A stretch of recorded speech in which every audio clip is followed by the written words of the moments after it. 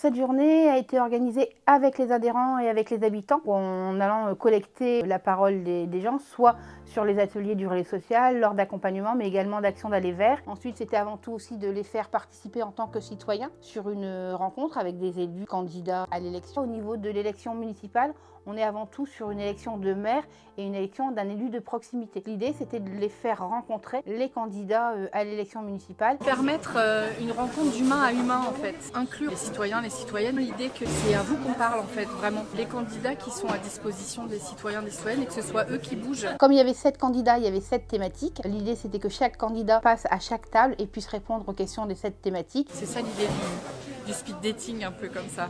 Toutes les 8 minutes, on a changé de table. Très bon format, parce qu'à la fois les habitants peuvent d'un seul tenant rencontrer tous les candidats. La réciproque est vraie également, même si les questions thématiques servent souvent effectivement de clé d'entrée. De pouvoir échanger, de pouvoir pour les candidats présenter leur programme ou leurs défis. De sortir des étiquettes du candidat qui semble inaccessible. Et pour les habitants, de poser leurs propres questions et de voir aussi ce qu'est un programme de campagne. Dans une élection municipale, la proximité, c'est quelque chose de très important. C'est absolument essentiel parce que sans ces temps d'échange, la vie démocratique n'est pas possible. Et permettre aux citoyens et citoyennes de rencontrer un élu politique comme un égal. Et de voir ce qu'il allait pouvoir mettre dans l'urne les 15 et 22 mars 2026. Quand on me propose une rencontre avec des habitants du secteur, quel que soit le secteur d'ailleurs, j'ai beaucoup de plaisir à venir échanger et franchement c'était passionnant. Déjà c'est un rendez-vous démocratique.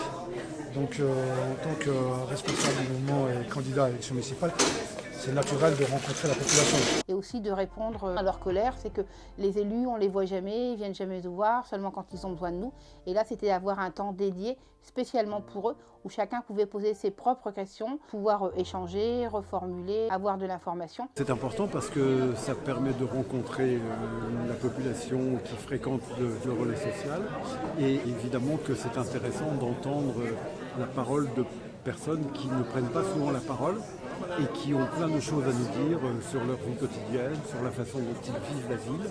Et aussi de permettre aux élus qui sont parfois, faute de temps, un peu déconnectés de la réalité, d'être au fait des vraies problématiques. C'est particulièrement enrichissant.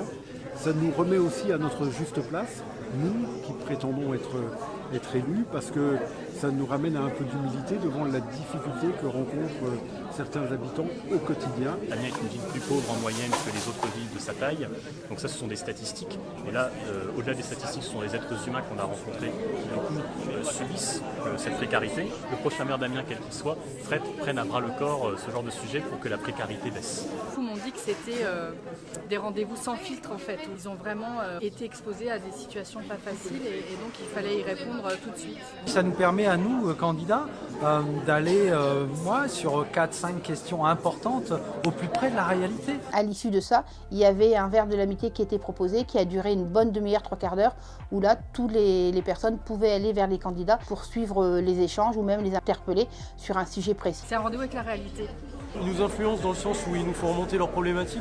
Quand on parle logement, on a des gens là aujourd'hui qui étaient confrontés à des situations de logement insalubre. Quand on parle de transport, on a des gens aujourd'hui qui nous disent c'est compliqué d'aller se faire soigner au sud d'Amiens parce qu'il n'y a pas assez de bus. Donc ouais, c'est très utile. La meilleure chose à faire, c'est d'échanger, de débattre avec les gens pour qu'ils sortent d'ici en sachant précisément ce que chaque candidat propose. Pour le relais social, c'est important. Nous sommes un centre social avec des valeurs qui sont avant tout des valeurs de partage, de tolérance, de mixité et d'accueil pour tous, de faire prendre conscience au public que l'on accueille au relais social, mais également aux habitants qui viennent fréquenter la structure, que le Rassemblement national n'est pas la solution. Et volontairement, le relais social n'avait pas invité le candidat au Rassemblement national. La plupart des villes où le Rassemblement national a été élu, les centres sociaux ont fermé. Il n'est pas question que ça arrive chez nous. C'est pas du tout les valeurs que l'on défend dans les centres sociaux. Déjà les habitants s'intéressent à la vie publique et ça c'est une bonne chose. Les retours ont été très positifs de part et d'autre. Alors déjà les habitants qui nous ont dit là c'était vraiment un temps pour eux.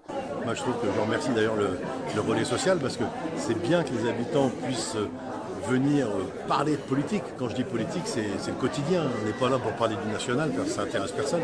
Mais vraiment de ce qui fait la ville, ce qui fait Amiens, c'est ses quartiers.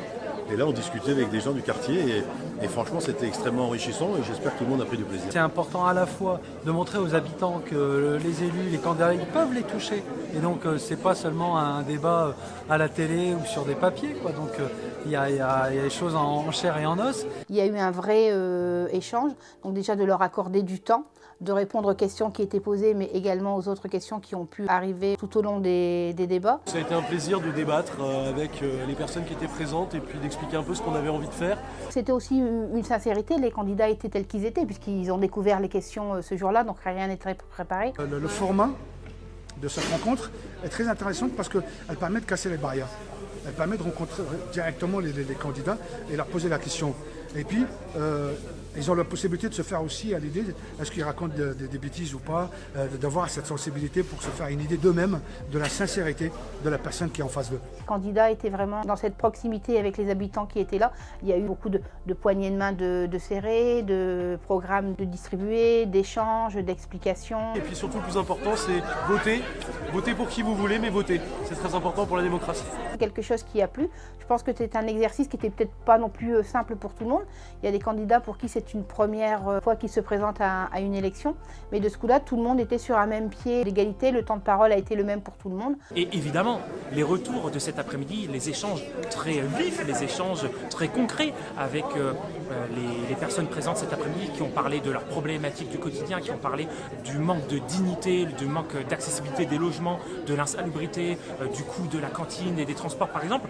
Tous ces retours-là, forcément, ça fait évoluer notre réflexion. On a eu des retours très positifs et même à la fin, tout le monde est resté échanger, même si chacun a des emplois du temps très contraints, tout le monde est resté échanger, boire le verre de l'amitié. Vu les réactions plutôt positives aujourd'hui, avec certains candidats qui sont venus, on s'est dit que quel que soit le résultat des élections, ça peut être une formule qu'on peut mettre en place régulièrement. Donc ça, c'est quelque chose que nous, on n'avait pas mesuré. Ça permet de rencontrer des Amiénoises et des Amiénois et puis de faire évoluer à la marge notre programme. Pour permettre aux élus, qu'ils soient municipaux ou pas, d'être vraiment en contact avec les citoyens et de recueillir leurs problématiques. J'ai une personne qui m'a dit, parce qu'il serait intéressant maintenant, c'est une fois que le nouveau maire sera élu avec son équipe, c'est de les inviter de nouveau et de leur dire, voilà, maintenant vous êtes élus, est-ce que vous pouvez nous présenter concrètement votre équipe, vos adjoints, vos conseillers, qui va faire quoi, comment et quel va être vraiment votre programme. Qu'on n'attende pas 6 ans pour que ça change en fait.